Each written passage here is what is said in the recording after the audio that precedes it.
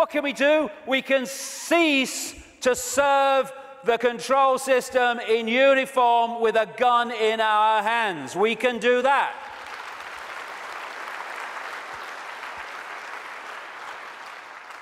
Soldiers are not there serving their country, serving their people. They're there serving the cabal that's seeking to enslave their people and their families.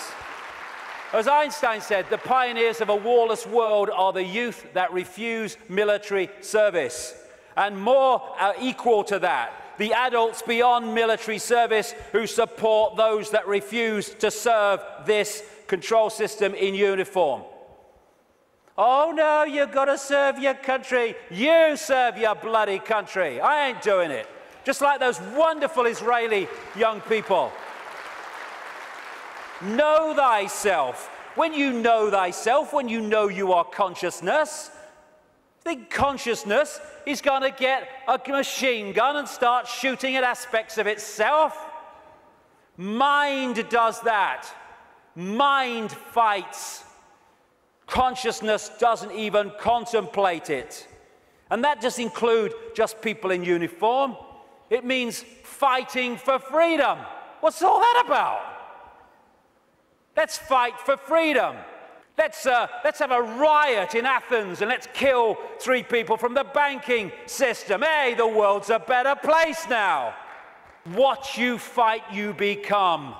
We don't want to fight this system. We need to cease to cooperate with it. This is a meeting of mind. One mind on a horse, one mind with something in its hand trying to do damage. Oh, they're 2 sides. They're one mind without consciousness. Freedom fighters, contradiction in terms. Cognitive dissonance. As Martin Luther King said, the limitation of riots, moral questions aside, is that they cannot win and their participants know it. Hence, rioting is not revolutionary but reactionary because it invites defeat. It involves an emotional catharsis, but it must be followed by a sense of futility. They want people to riot. It justifies more control. Nor do we need to meet this challenge with hate. That's playing away in the stadium we're trying to rid the world of. We don't need to hate these people. We just need to stop cooperating with them. Well, you know, if it's all the same with you, mate, I ain't doing it, okay? No hard feelings, bugger off. And then we've got this, you know, the protest, the mass protest. I do understand that. It might have a part to play. But so many times these protests, they're what I call steam whistles. You know, people go out in big protests with the banners and they kind of feel good about themselves and they go down the pub and say, oh, at least we made our feelings felt. And then what happens? Bugger all. How many people marched in London against the invasion of Iraq, and what happened? Iraq was invaded. Protesting has such limitation. They don't care if we protest and walk through the streets and shout slogans and wave banners. They care if we come together, irrespective of color, creed, gender, sexuality, any of it.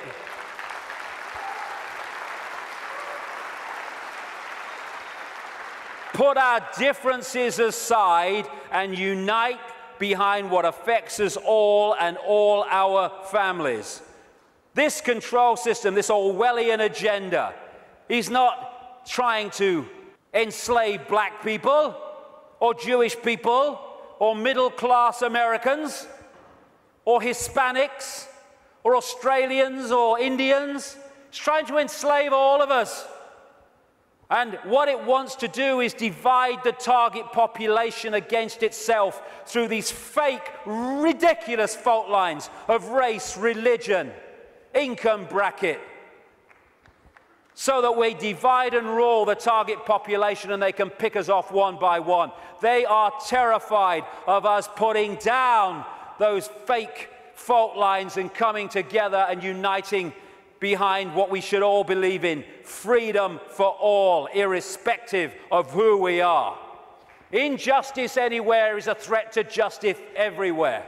Someone else's injustice is our injustice, because if we allow injustice there, eventually that injustice will come here anyway.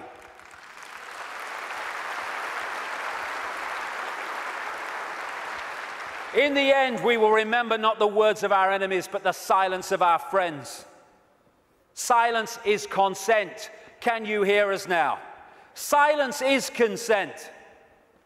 Because while we're silent on these impositions, the impositions just keep going on and on and on. By our silence, we are acquiescing, even agreeing to them being imposed.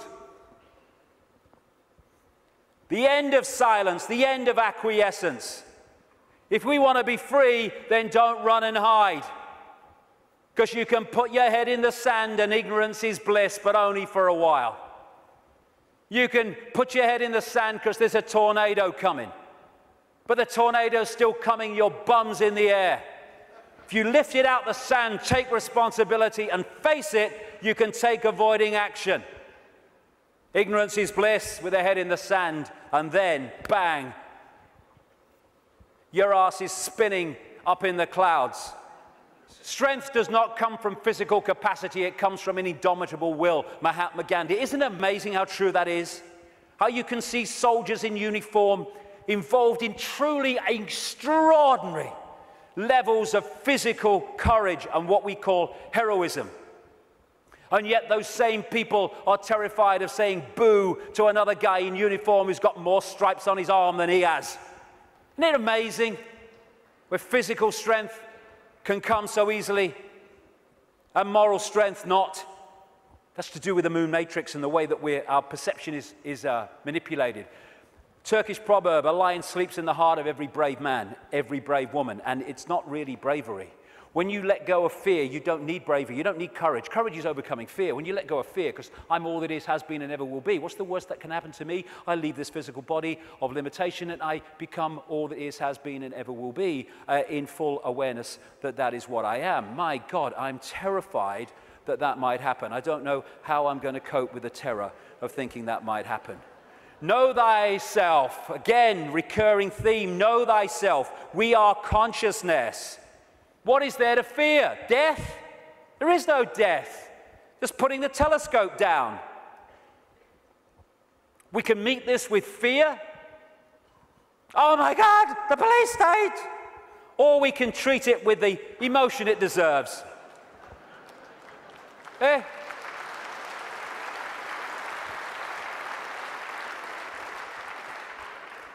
What we have to do is comply.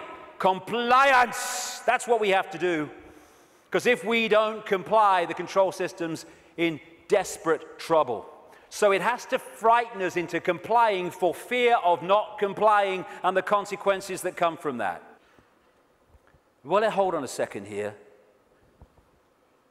There's something about this that ain't right. When we look at this structure, we look there for the power. But why is that there? Because these silly sods are holding it up there. This is the power. They have to persuade them that they have the power, so they don't take the power to bring that crashing down. Fear of bringing it down through fear of not complying.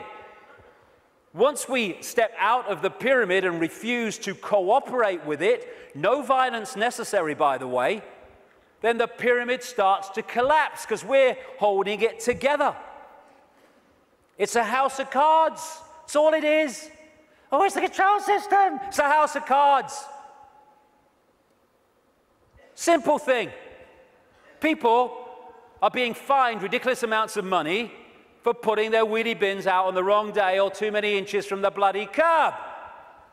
And people go, I don't know, what's the world coming to? It's the big brother state, innit? And then what you going to do?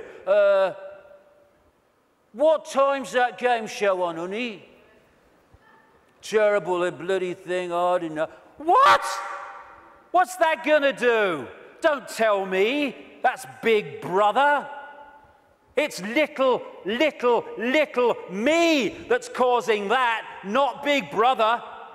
What if thousands of people, when someone is fined that money for that ridiculous thing, and like I say, they're just giving us more and more ridiculous things to see how much we'll take before we resist, and when we don't, they give us even more ridiculous things.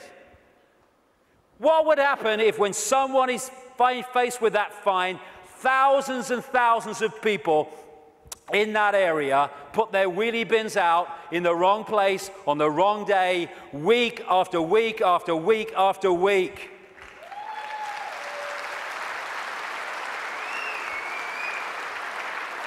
The system couldn't cope. We have the numbers. And I see this: your vote is your voice, be heard. Bollocks it is. How can the vote be your voice when the people you're given the choice of voting for that have any chance of forming a government are standing on the same postage stamp of political policy and perception?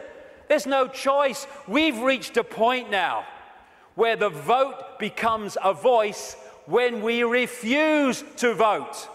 We refuse to play the game anymore.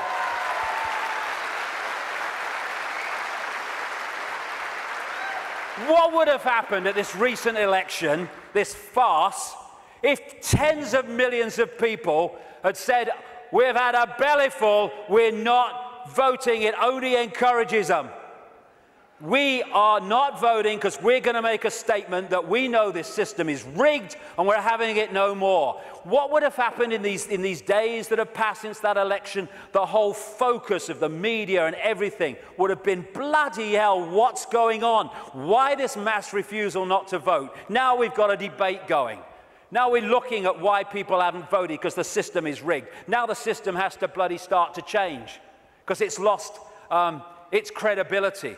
But instead, the majority trotted along to vote because they said, well, if you don't vote for them, they might get in. It doesn't matter.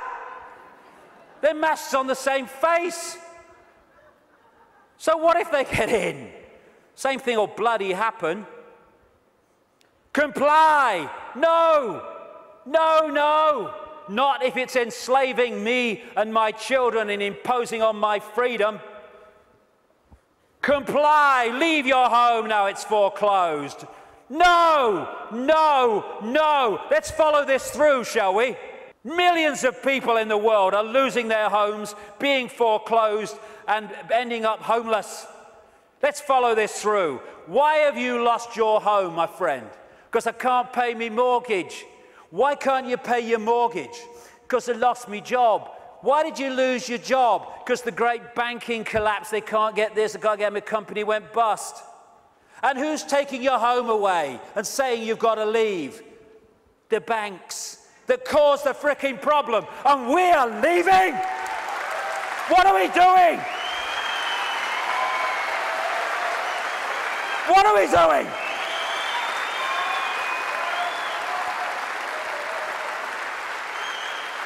No, we won't leave when the banks have caused the problem and now they're telling us to leave to take the assets. No, we won't. And people who are not being foreclosed need to support those that are. We're all in this together.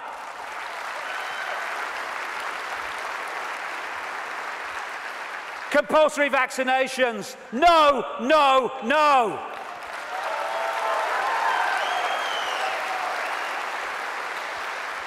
You must do what we say. We have changed the law. Not if you are imposing on my freedom and my rights to be a free citizen with a free voice. No, no, no. What are they going to do? They come out of Downing Street, whether it's Clegg and his mate bloody Cameron, or it's bloody Obama, or whoever it is in America, and they say, we've had a discussion and this is what we're going to do. What if vast numbers of people say, well, we ain't doing it? They have got no power whatsoever. Their power comes in our acquiescence. Oh, but you can't defy the law. Okay, let's follow this through, shall we? By the way, while I'm talking, put your arms out and I'll put the handcuffs on, because that's what you're telling me. What you're telling me is this: we have no say in laws that are passed. And then we have to obey those laws. Well, okay, forget freedom then. Okay, what if they passed a law that says we take your children away? Would you obey it? Well, no, no. So there is a line then. There is a line. It's just, where is that line? And if a law does not respect human freedom, it does not respect human justice, it doesn't respect fair play, we should not be acquiescing to those laws. We should be refusing to acquiesce.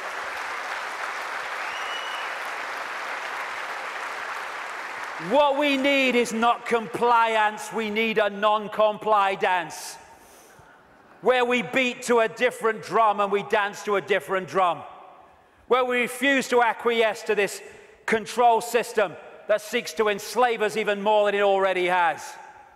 Non-comply dance. Do this, comply. No. No. But we need to do it en masse. Oh, we do it with a smile on our face.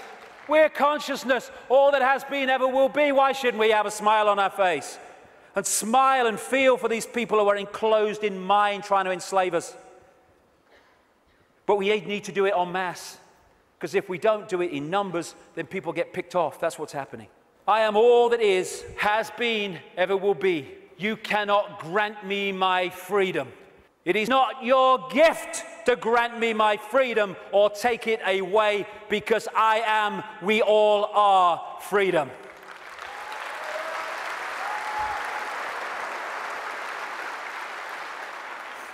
Put another way,